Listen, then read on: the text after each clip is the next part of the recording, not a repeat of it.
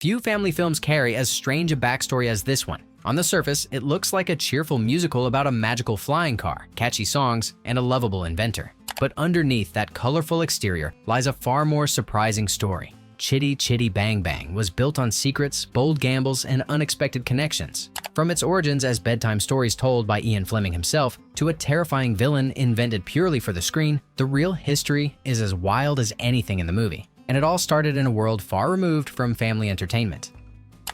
Number 1. Bond creators built a kids' film. The story behind the camera is as surprising as anything in the film itself. Chitty Chitty Bang Bang was produced by Albert R. Cubby Broccoli, the man who brought James Bond to the big screen.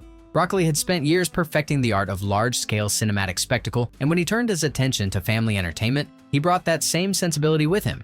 The Bond connection ran far deeper than just one producer's name in the credits. Production designer Ken Adam, whose striking visual work had defined films like Goldfinger, was brought on to shape the look of the entire production. His eye for dramatic spaces and theatrical grandeur transformed what could have been a modest fantasy into something that looked genuinely epic. The sets he created carried the same bold confidence that audiences had come to expect from the spy franchise. What resulted was a family musical built with the ambition and technical muscle of a blockbuster action picture. The craftsmanship visible on screen reflected years of experience making movies that demanded attention. Few children's productions of the era could match the sheer scale that Broccoli and his team delivered in every frame, quietly applying lessons learned in the world of espionage to a story about a singing inventor and his magical car. Number 2. The film challenged Mary Poppins. Not many films have had to compete with a cultural phenomenon before they even finished shooting. When producers began developing this project, the shadow of Mary Poppins loomed large over every decision. Disney's 1964 musical had become one of the most successful family films ever made, and the ambition here was clear: create something just as grand, just as memorable, and just as commercially powerful. That ambition shaped the production at every level.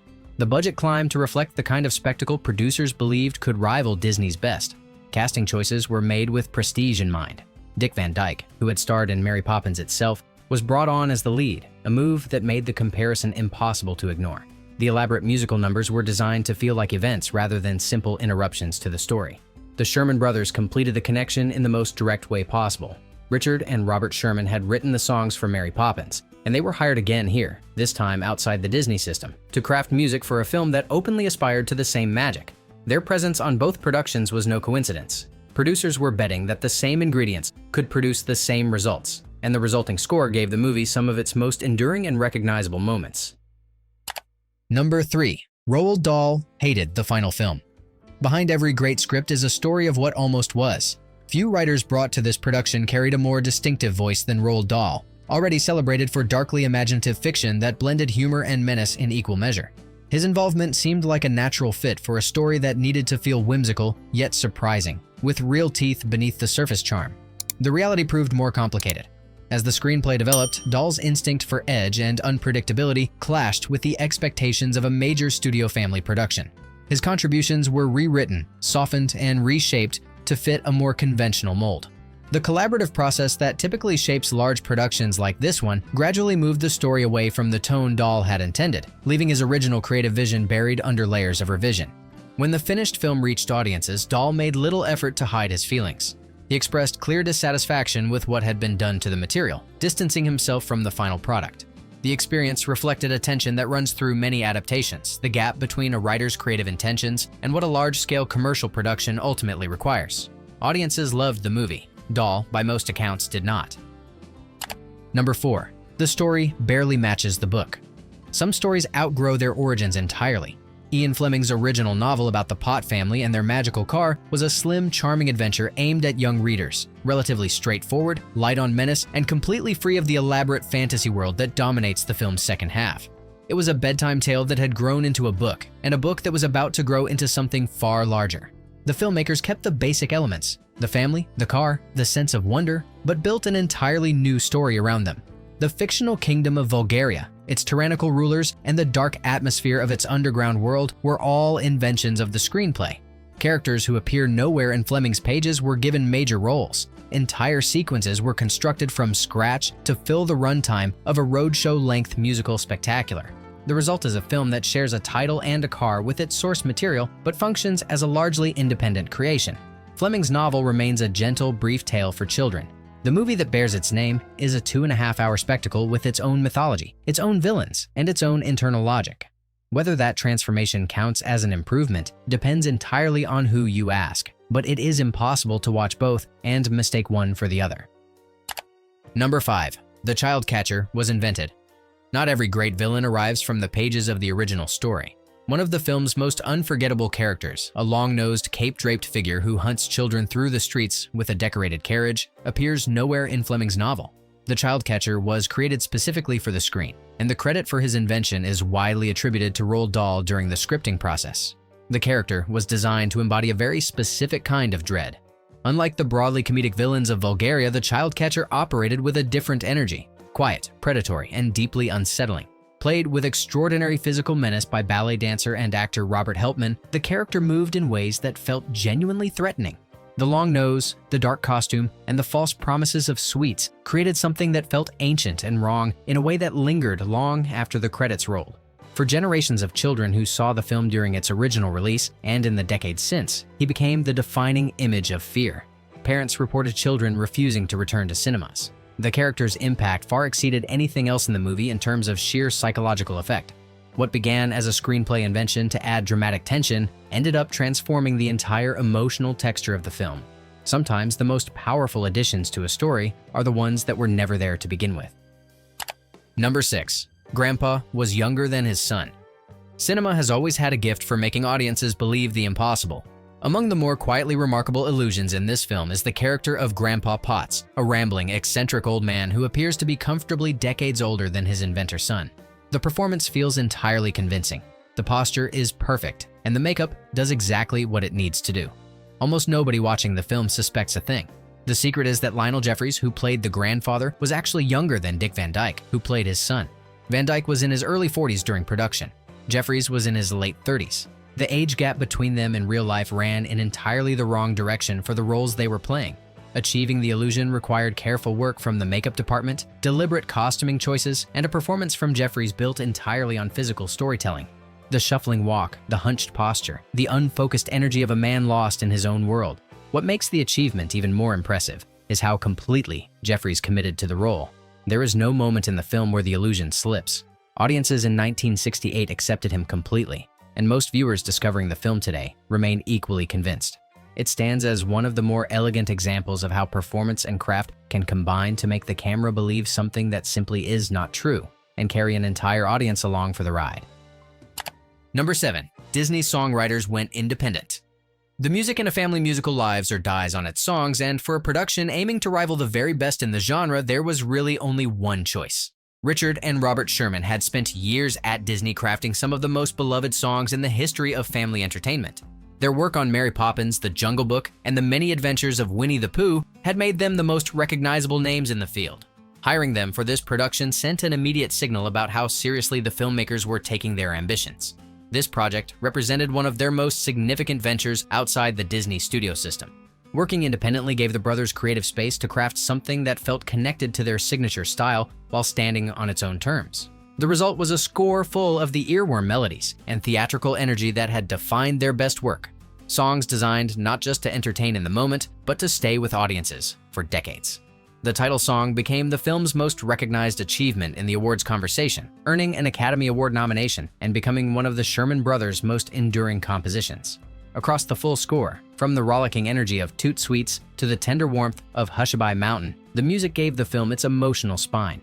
A movie about an inventor, a flying car, and a kingdom of villains needed songs that could hold everything together, and the Shermans delivered exactly that. Number 8. The studio spent huge money on ads. Long before the film reached a single cinema, the campaign to sell it was already running at full speed.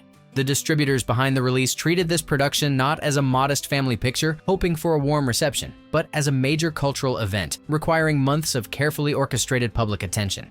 The marketing budget was substantial by any standard of the era, and the strategy reflected a confidence, or perhaps a necessity, that the film needed to arrive with maximum noise. Promotional materials appeared across multiple platforms simultaneously. Posters, press coverage, radio spots, and tie-in merchandise were all coordinated to build a sense of excitement that would carry audiences from first awareness all the way through to opening night. The car itself became a central promotional tool, appearing at public events, and generating the kind of attention that money alone could not easily manufacture. It was a tangible, spectacular object that audiences could actually see and respond to, which gave the campaign something most movie promotions lacked. The scale of the effort reflected broader changes in how Hollywood was learning to sell its biggest productions. The era of the roadshow epic had demonstrated that certain films could be marketed as events rather than simply as movies, and that audiences would respond to that framing by treating attendance as something worth planning for in advance. Whether or not the film ultimately justified every dollar spent promoting it, the campaign ensured that almost nobody with an interest in family entertainment could claim they had never heard of it. Number 9. It played like a roadshow spectacle.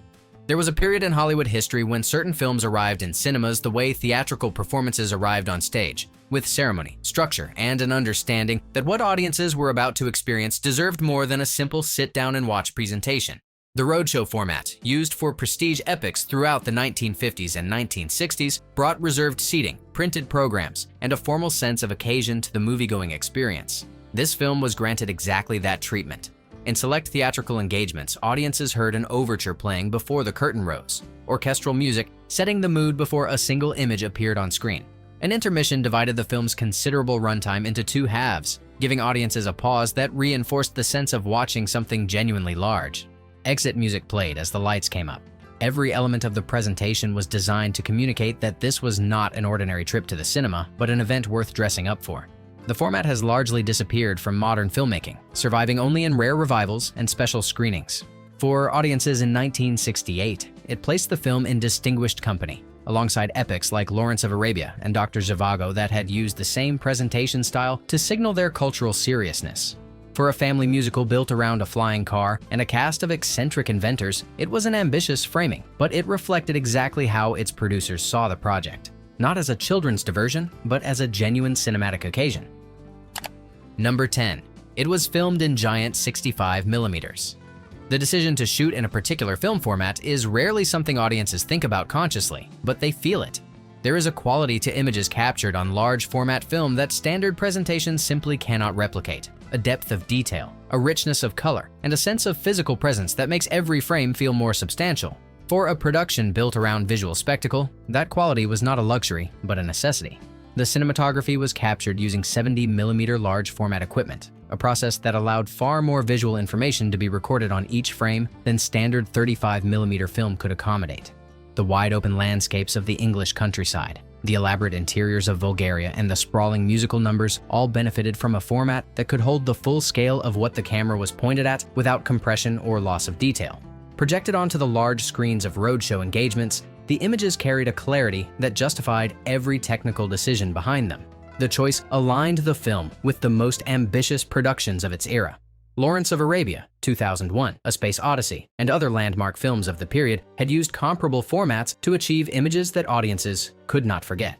Placing a family musical in that same technical conversation was a deliberate statement. It said clearly that the people making this film believed it deserved the very best tools available, and that the world of a magical flying car was worth capturing with the same care and precision as any grand epic of the age. Number 11. The musical scenes needed new tech. Filming a musical is a fundamentally different challenge from filming a drama. Actors must perform emotionally convincing scenes while remaining perfectly synchronized with pre-recorded music they can hear through speakers but cannot acknowledge on camera. Every movement, every breath, every gesture must land exactly on the beat. And when those scenes involve moving vehicles, outdoor locations, and dozens of performers, the complexity multiplies rapidly. The production team faced a particular challenge with the film's large-scale outdoor numbers. Standard playback equipment of the era was often inadequate for open-air filming, where wind, distance, and ambient noise could make it nearly impossible for actors to hear the music they were supposed to be performing to. The crew developed solutions using powerful speaker arrays positioned around filming locations, ensuring that the playback music reached every performer clearly regardless of where the camera was pointing or how large the staging area happened to be. The engineering effort behind these scenes rarely receives the recognition given to the performances themselves. What audiences see is Dick Van Dyke dancing with effortless charm and a cast of hundreds moving in perfect unison. What they do not see is the considerable technical infrastructure that made all of it possible. The careful speaker placement, the rehearsal time required to lock every movement to the music, and the coordination between the sound department and the director of photography to ensure that none of the equipment appeared in frame. The magic of a great musical number is partly performance and partly invisible engineering. Number 12. Trees were painted for one scene. Visual storytelling at the highest level is built on details that audiences absorb without ever consciously registering. A color that feels slightly wrong, a prop that sits at an odd angle, a background that does not quite match the foreground. These things create a vague unease that undermines the spell a film is trying to cast. Conversely, when every visual element within a frame reinforces the same idea, the effect on an audience can be profound even if nobody watching could explain exactly why the scene feels so convincing. For the Hushabye Mountain sequence and certain other visually stylized moments, the production team made the decision to take control of elements that most filmmakers would simply accept as fixed. Trees in the filming area were repainted to bring their coloring in line with the specific palette the designers had chosen. Props were adjusted, surfaces were altered, and backgrounds were dressed to maintain a consistent visual language across every shot. The result was a frame that looked less like a filmed location and more like an illustration brought carefully to life. The effort reflects a philosophy of filmmaking that was central to productions of this era and scale, the belief that nothing within a frame should be accidental. Every element that the camera sees is either working for the film or working against it, and the job of a production designer is to ensure the former. In a movie built around fantasy and wonder, the decision to paint trees rather than simply film them was entirely consistent with that thinking. The storybook feeling that audiences experience in those scenes did not happen by chance. Number 13. An injury changed the schedule. Productions of this scale carry with them an enormous amount of scheduled momentum. Sets are built, locations are booked, supporting cast members are contracted for specific dates, and the entire machinery of a large film crew is aligned around a sequence of shooting days that has been planned weeks or months in advance. When something disrupts that sequence, the consequences ripple outward in every direction, and the disruption does not get much more direct than the lead actor going down with an injury. Dick Van Dyke suffered a leg injury during the course of production that forced the crew to rethink how and when certain scenes could be filmed. Scenes requiring physical performance, dancing, or extended movement had to be postponed or reorganized. The schedule was restructured around what Van Dyke could physically manage at various points in his recovery, requiring the production team to shoot out of sequence and manage the logistical complications that come with that approach. The crew response to the disruption involved working extended hours across multiple weeks to recover lost time and maintain the delivery schedule. It was the kind of challenge that tests not just the resilience of individual departments, but the overall organizational capacity of a large production. That the finished film shows no visible trace of the disruption, no inconsistency in performance, no visible unevenness in the physical demands placed on the lead, is itself a quiet achievement. The audience sees only the seamless result, with no hint of the scramble that produced it. Number 14. The mansion was a film studio. One of the persistent illusions that cinema depends on is the suggestion of authentic location. Audiences assume, often correctly, that a grand country estate appearing on screen is a real place that actually exists somewhere, a building with history, weight, and genuine architectural presence. What they are far less likely to assume is that they are looking at a constructed or adapted environment inside a working film studio. The deception, when it works, is essentially complete.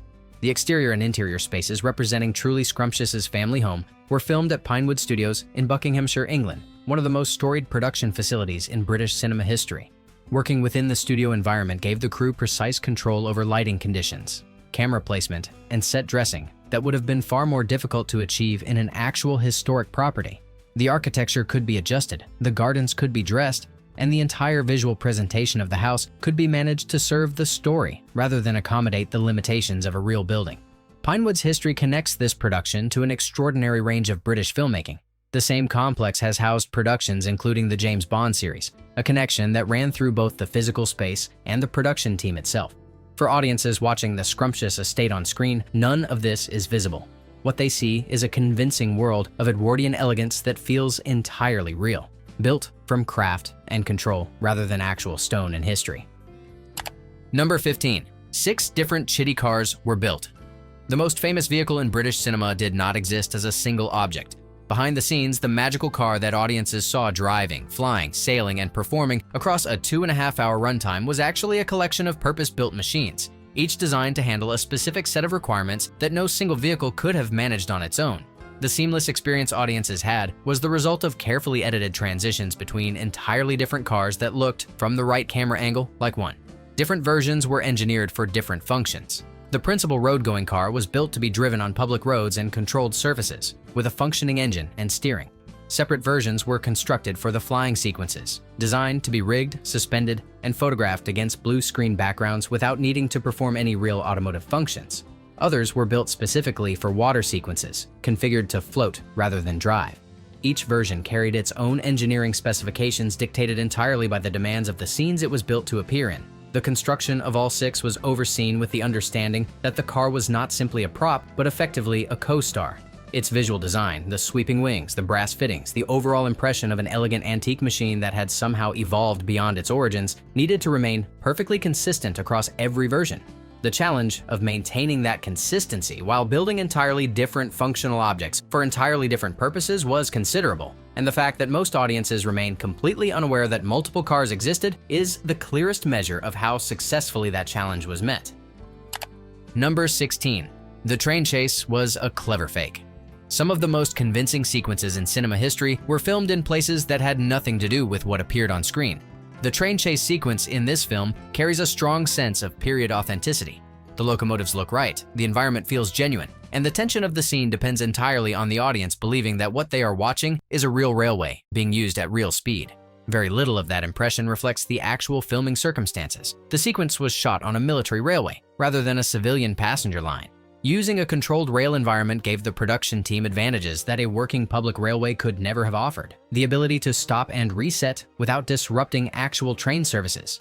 The freedom to modify the physical appearance of the locomotives to match the period requirements of the story. And the safety margin that comes from operating in a space designed for controlled use rather than commercial passenger traffic. The locomotives were dressed and adjusted to suggest an earlier era, and the surrounding landscape was selected to reinforce that impression. The choice reflects a principle that runs through the entire production: the understanding that cinematic reality and physical reality are entirely different things, and that the job of a film crew is to create the former rather than simply document the latter. A military railway, dressed and photographed correctly, becomes an exciting period chase. An actual historic passenger line, with all its operational complications and restrictions, might have produced something far less usable. The audience's experience of the scene is of something thrillingly real. The filming reality was something altogether more practical and carefully managed. Number 17. Some effects look like storybook art. Every era of filmmaking carries its own visual signature, shaped as much by the limitations of available technology as by any deliberate artistic choice. The optical compositing techniques used in the late 1960s, the methods by which separately filmed elements were combined into a single image, left traces that are clearly visible to modern eyes. Edges glow slightly. The boundary between a filmed subject and its background carries a faint luminosity that real photography never produces. Objects look as though they have been carefully cut from one image and placed into another. In most films of the period, these artifacts were considered imperfections to be minimized as much as possible. In this production, something more interesting happened. The slight unreality created by the compositing process aligned almost perfectly with the visual language of illustrated children's books, the world from which the story had originally come. A flying car suspended against a painted sky, surrounded by that gentle glow of optical combination, looked less like a failed attempt at realism and more like a page from a beautifully produced storybook brought carefully into motion. Whether this was entirely intentional or partly a happy coincidence of limitation and context is difficult to establish with certainty. What is clear is that the effect works. The flying sequences do not suffer from their visible artificiality, they benefit from it. The film exists in a visual register that is neither fully real nor fully illustrated, and the optical effects of the era placed it naturally in exactly that space. Limitations that might have undermined a different kind of film became, in this context, a quiet and effective artistic asset. Number 18. The story began as a bedtime tale. The most elaborate productions sometimes have the most intimate beginnings. Long before the screenplay was written, before the sets were designed or the songs were composed, the story of a magical car and an eccentric inventor existed only as spoken words in a darkened room. Ian Fleming, better known to the world as the creator of James Bond, told the story aloud to his young son Casper during bedtime, building the adventure episode by episode in the way that parents have always constructed tales for children, intuitively, playfully, and without any particular thought of what the story might eventually become. Fleming's genuine love of automobiles gave the central concept its specificity. The magical car was not a generic fantasy vehicle, but something rooted in real enthusiasm. Fleming had a deep personal interest in fine and unusual cars, and that passion gave the Chitty Chitty Bang Bang concept a texture and authenticity that a more casual invention might have lacked. The car felt like something its creator actually cared about, because in an important sense, he did. The bedtime stories eventually took written form, and Fleming published the novel in 1964, just a year before his death. He did not live to see the film adaptation that his story inspired. The production that eventually reached screens in 1968 had grown far beyond the intimate bedtime tale that had started everything, larger in scale, richer in spectacle, and populated with characters and storylines that Fleming never imagined. But at its core, beneath all the studio craftsmanship and musical ambition, the film still carried the warmth of a story told by a father to his son on an ordinary evening. Number 19. Bulgaria was filmed in real castles. Building an entirely fictional kingdom from scratch is one of the more daunting challenges a production designer can face. The place needs to feel real enough to be believed and strange enough to function as fantasy, grounded in architectural history, while remaining clearly otherworldly. One solution is to construct everything from the ground up on studio sound stages. The other, and often more effective, approach is to find locations in the real world that already carry the atmosphere the story requires and let the camera do the rest. For the Kingdom of Bulgaria, the production turned to actual European locations, primarily the Neuschwanstein Castle in Bavaria, Germany, which provided the film's most iconic exterior imagery. The castle's extraordinary silhouette, rising from forested mountains with a theatrical drama that no studio construction could have replicated convincingly, became the visual foundation for the entire fictional kingdom. Additional European settings contributed street-level texture and architectural variety that gave Bulgaria the sense of being a real place with real geography rather than a painted backdrop. The decision paid dividends that went beyond simple visual credibility. Real stone, real light, and real scale carry an authority that built sets struggle to match even with the largest budgets. When audiences watch the Bulgarian sequences, they are responding to genuine medieval architecture that has been standing for centuries, dressed and photographed to serve a fantasy story, but fundamentally authentic in its physical presence. The contrast between the warmth of the English sequences and the cold grandeur of the European locations also did quiet but effective work in establishing Bulgaria as a place fundamentally different from home. Number 20. The child catcher car was real. The most unsettling props in cinema often draw their power from authenticity. A purely invented object, no matter how carefully designed, carries a different quality than something rooted in real history. There is a weight to objects that have actually existed in the world that fabricated versions struggle to replicate. The carriage used by the child catcher in his pursuit of hidden children was not simply designed from imagination, but drew directly from historical sources that gave it a genuinely disturbing credibility. The vehicle's design referenced real historical carriages that would have been familiar to production designers working with period sources and museum collections. The ornate decorative elements, the enclosed structure, and the overall impression of something that looks inviting while concealing something threatening all reflected research into actual objects from European history. Some elements of the prop's construction involved direct reference to pieces held in museum collections, grounding the carriage in a physical reality that purely invented design work could not easily have achieved.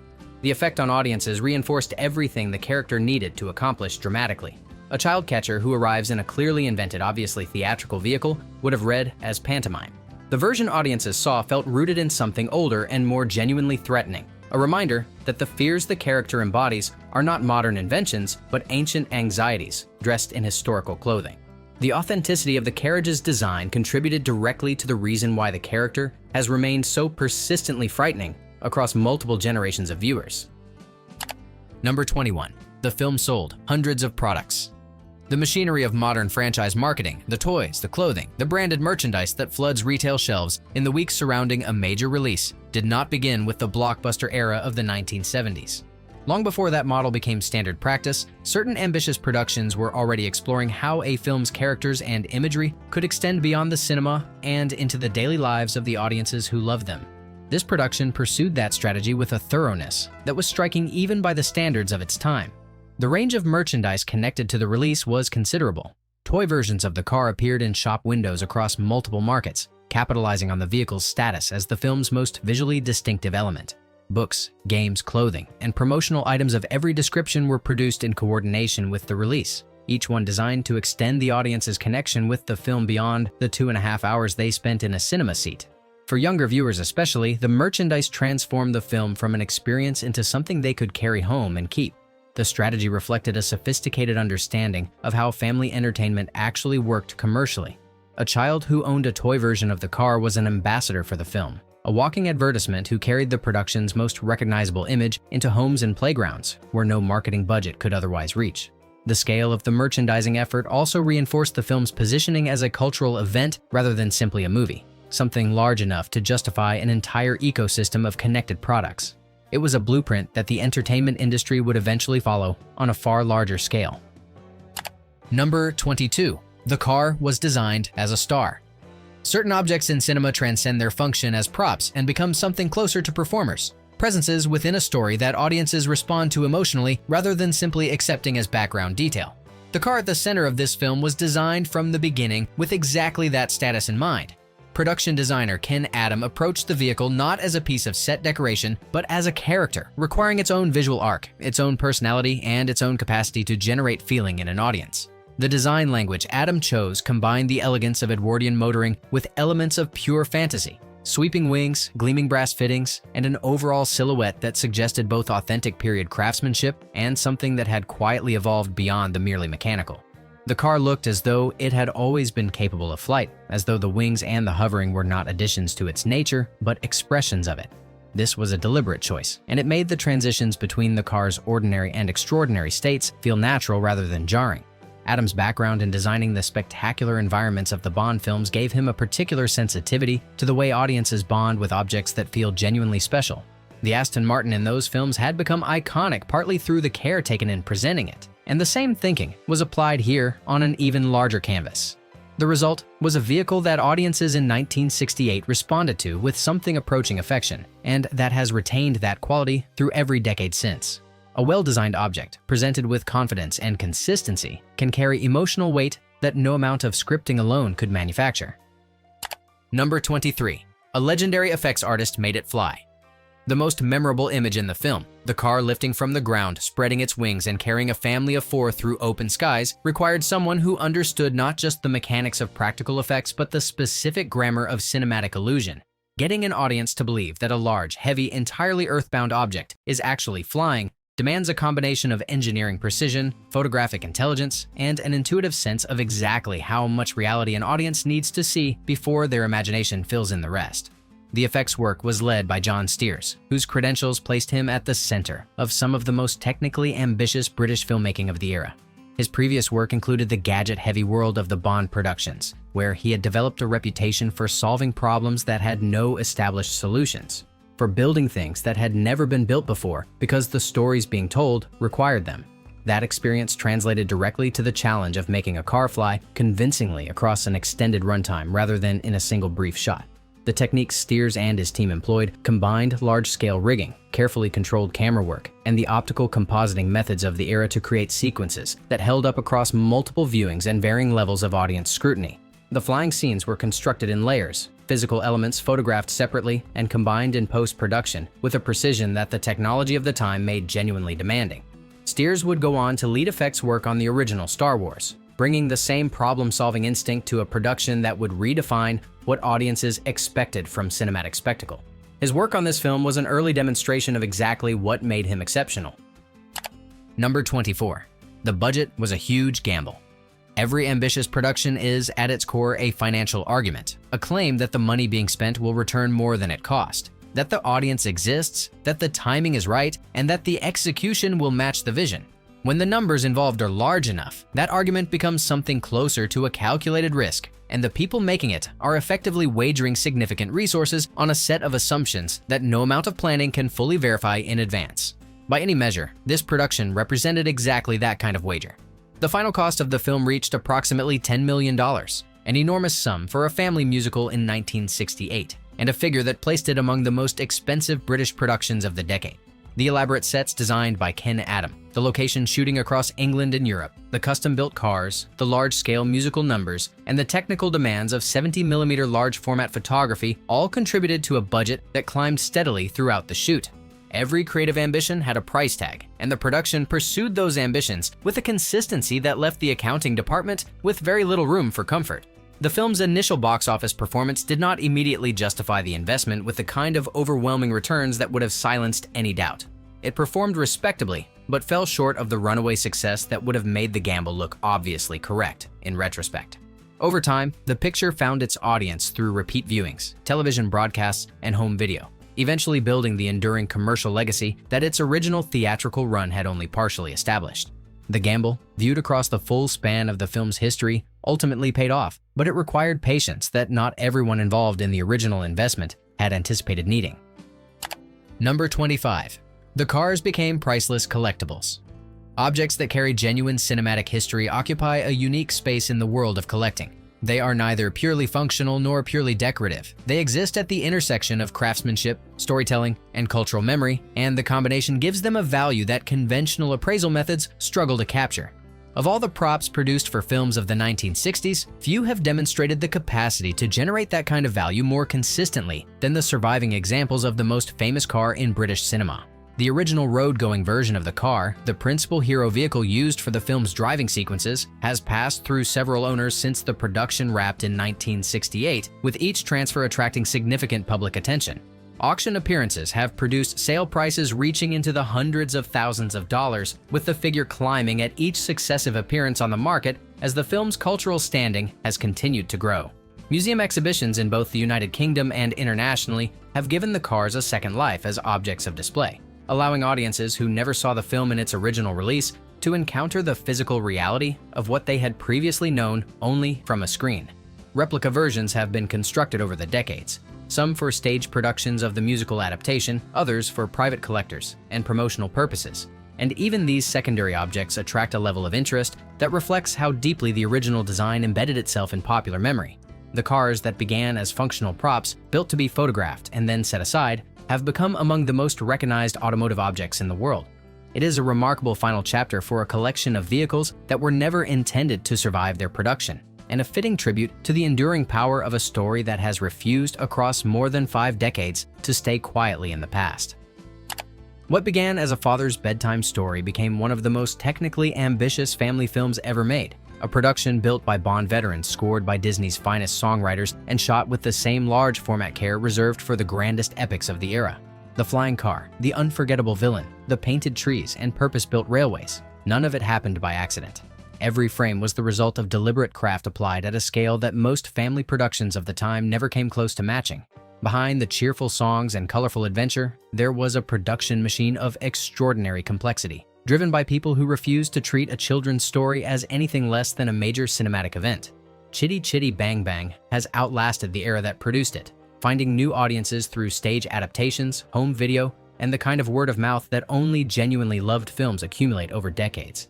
Its songs remain immediately recognizable, its characters continue to provoke strong reactions, and its most terrifying invention still frightens children who encounter it for the very first time. The car itself has become a cultural landmark in its own right, displayed in museums, replicated for stage productions, and sold at auction for figures that would have astonished the craftsmen who originally built it, simply to be filmed and forgotten. If you enjoyed uncovering the secrets behind this classic, please like this video and subscribe so you never miss another deep dive. And let us know in the comments, which of these secrets surprised you most? Or what is the one scene from this film that has stayed with you all these years?